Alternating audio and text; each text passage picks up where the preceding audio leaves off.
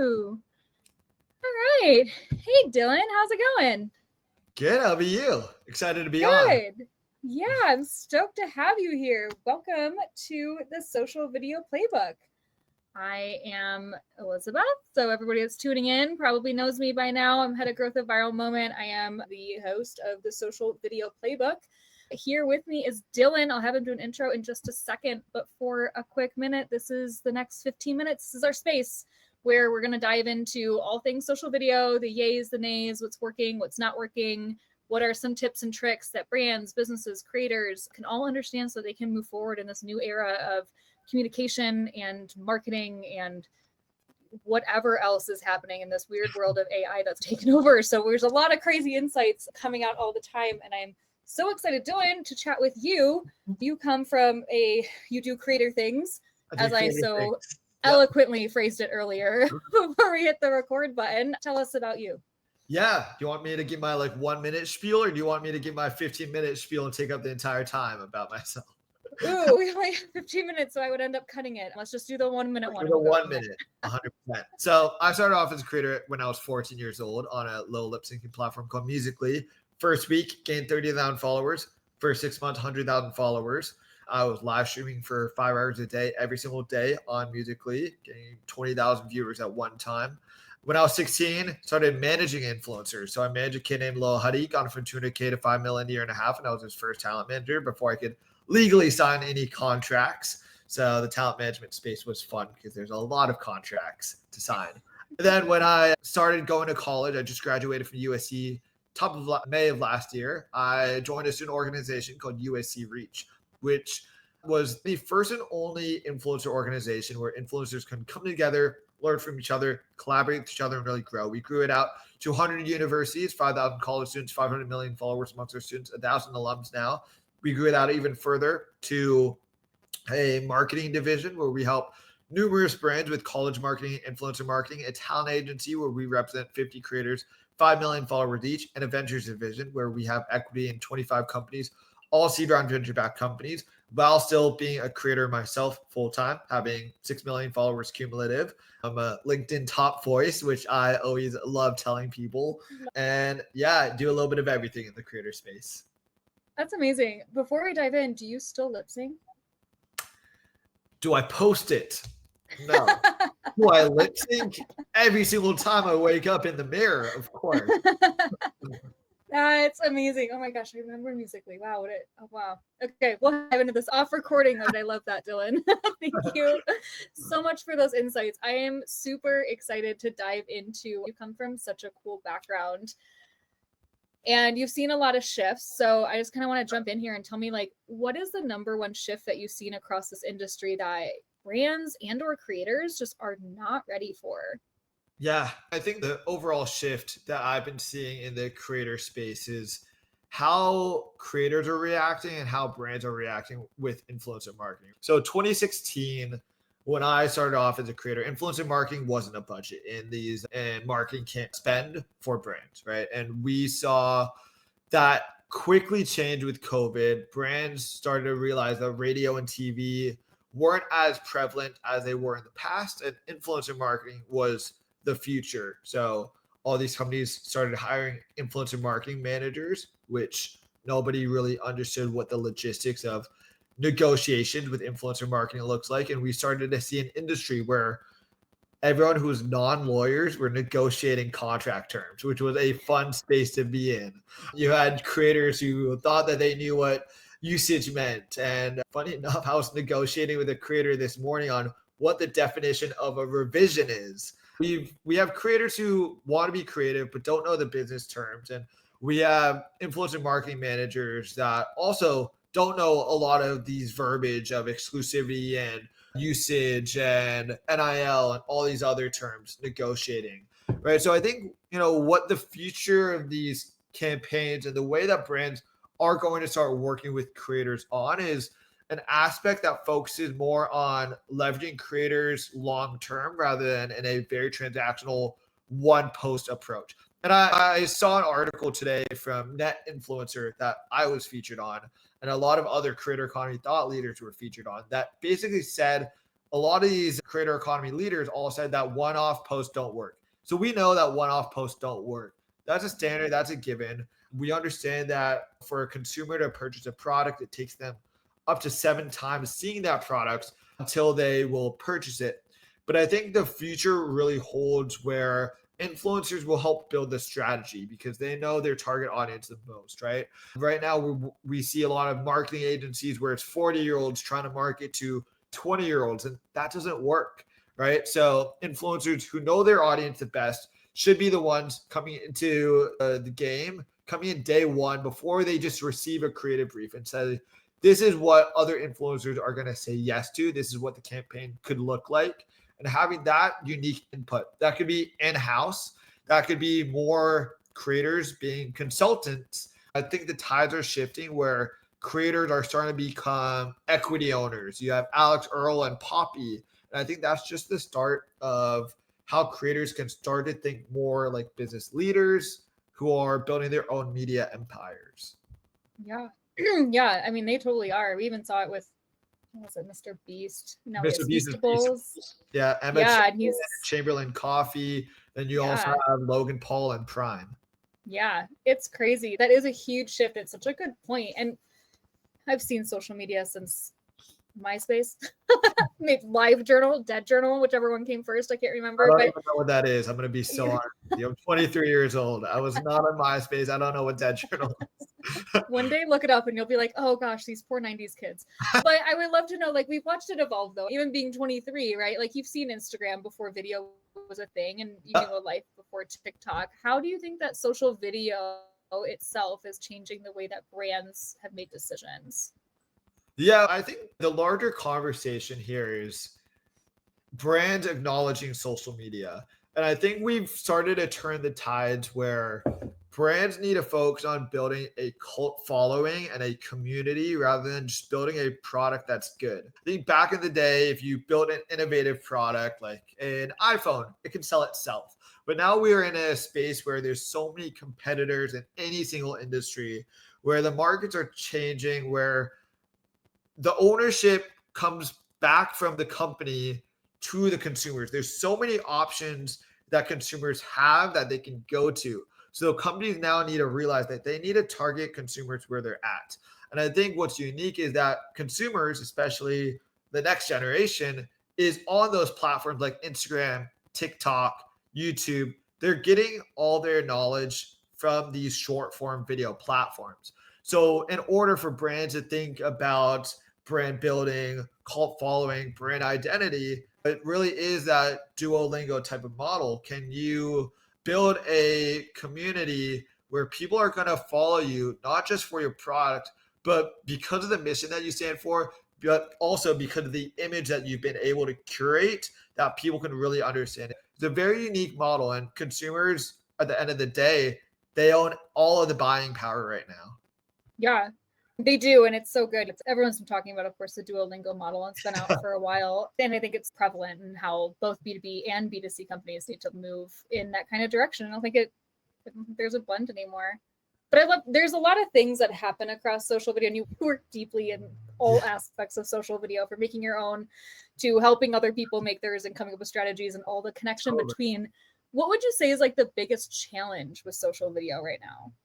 Yeah, I think there's a few things, right? I think one is that the entire flow and process of creating content and social video in general is very separated, right? You have the filming step, you have the editing step, then you have the distribution step, and then you have the marketing afterwards, the post release. But all of these, there's a ton of different tools. Before the call, we were talking about StreamYard and Riverside and Descript, and that's on one aspect. That's the filming and editing side of things. But even further, it's how can I take that one piece of content that I filmed and get it distributed to all of my different mediums of content share. It's how can I maximize the lifespan of all the content that I'm making.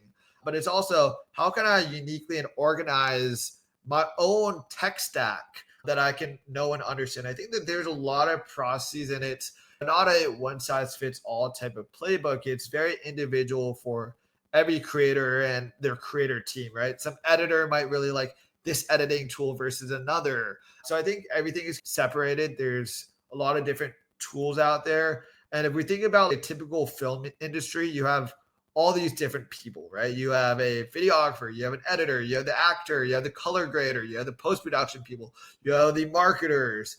But like a creator that's just starting off, they're all of that, right? So Yeah, it's you're just you. you're taking all of those different roles, you're merging into one, and you're expecting everyone to who wants to be a creator to know all of that. And there's all these different tools that's great that's out there, but it's like, which one's the best one? Which one's the one that works for me? And how am I going to know that entire process until I've actually dove into the deep end and realized that, oh, my editing isn't as good. Maybe I should check out another editing tool and all of that stuff. Yeah. How are you facing these challenges or advising some creators that you work with on figuring out how to be a creator? Yeah, To be I mean, 12 people. the big thing is that there's a textbook to being a creator. It's difficult. And the reason why Reach has been so successful on college campuses, we have our national influencer organization with 100 universities, is that if we think about the school system, the college system, you have your music school, which is going to teach the creatives, the music arts. You have the film school that's going to teach the actors, right? But you don't have the social media influencer school that teaches the cast. You have the communication school that teaches the influencer space on the back end, the influencer marketing side, right?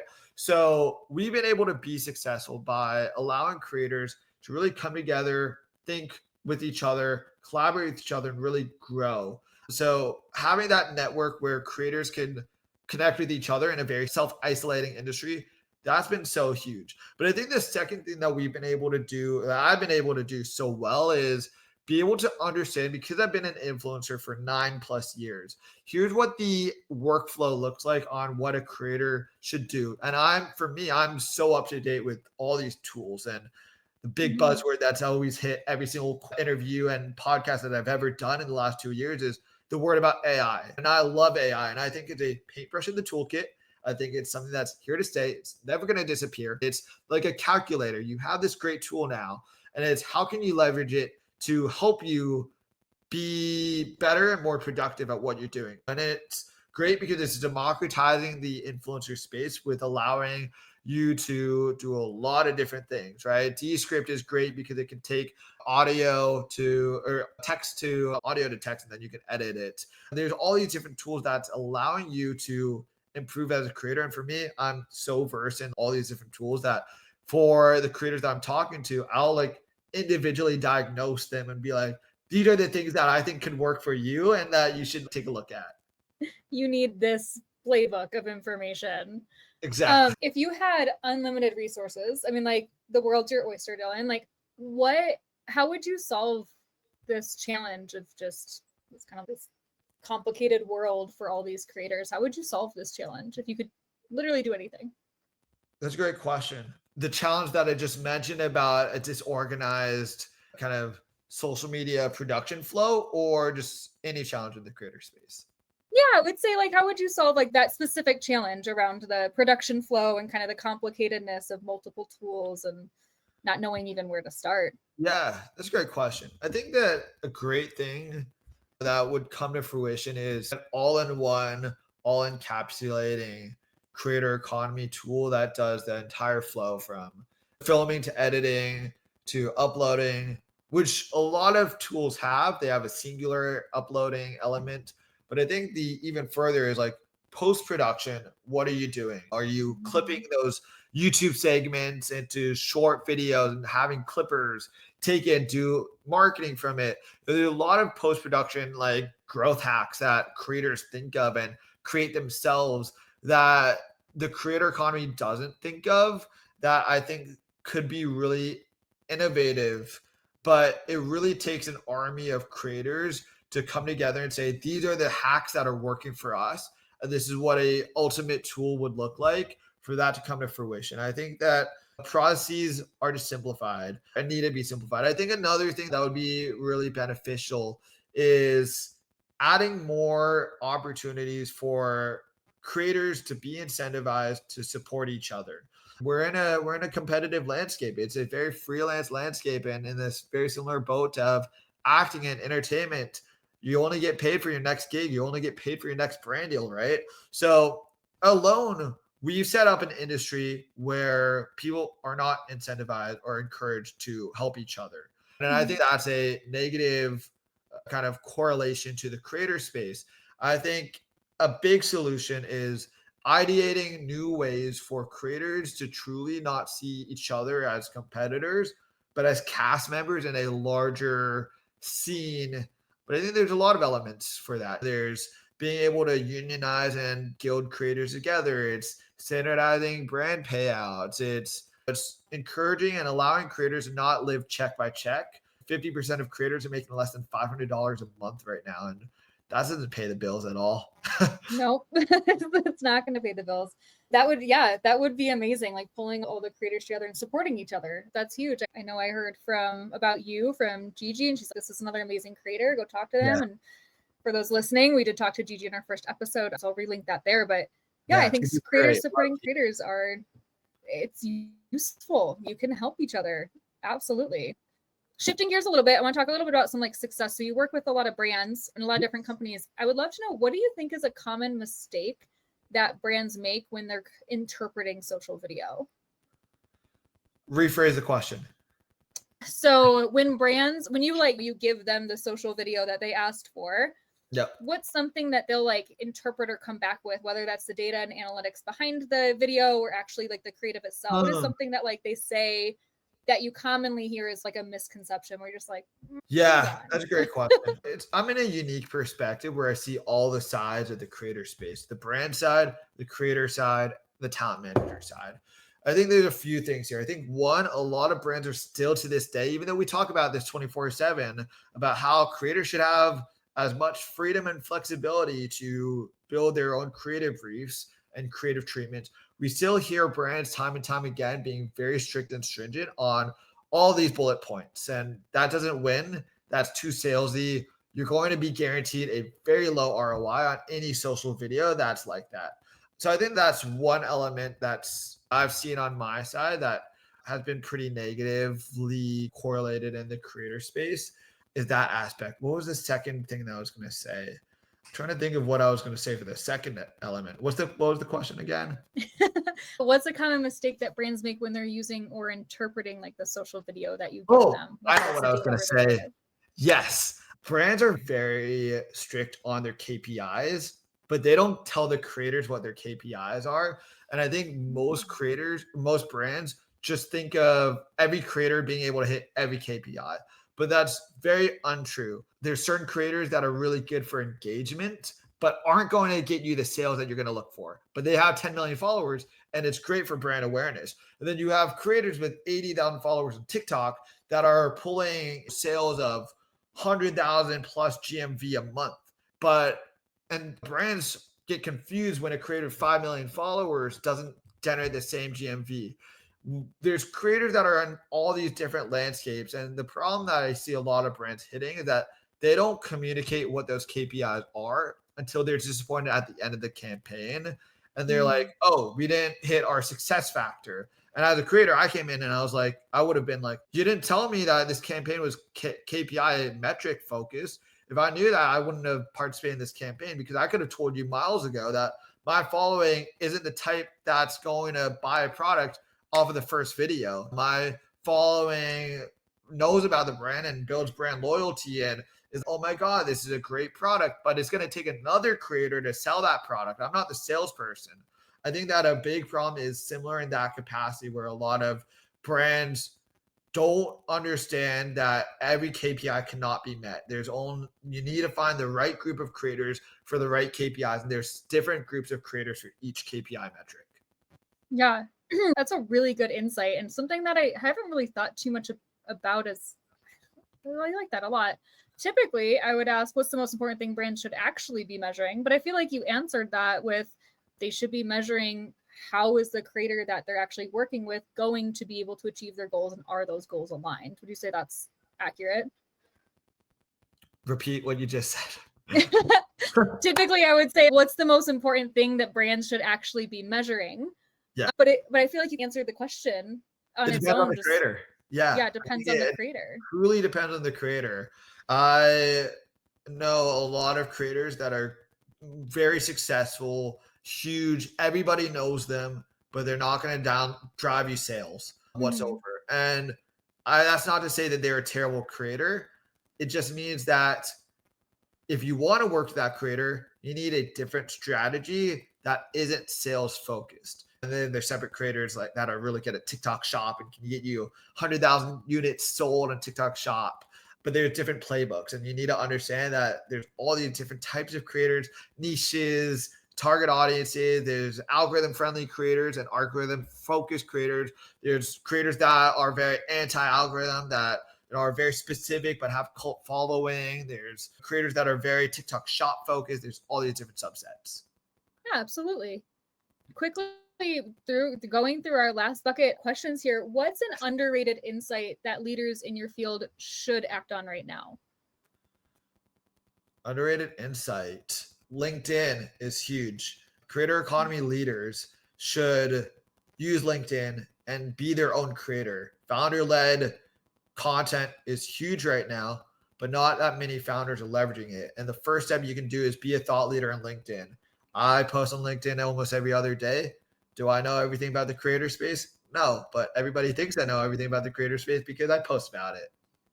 Yeah, I mean, it's true. And it's evolving and changing all the time. But if you can be the Exactly. thought leader in that space, you do have the most up to date information. Yep. Is there a common assumption around social video, just in general, whether that's from the creator side or the brand side, that you just think people get completely wrong? If you're like, actually, likes don't really matter, or whatever that assumption might be.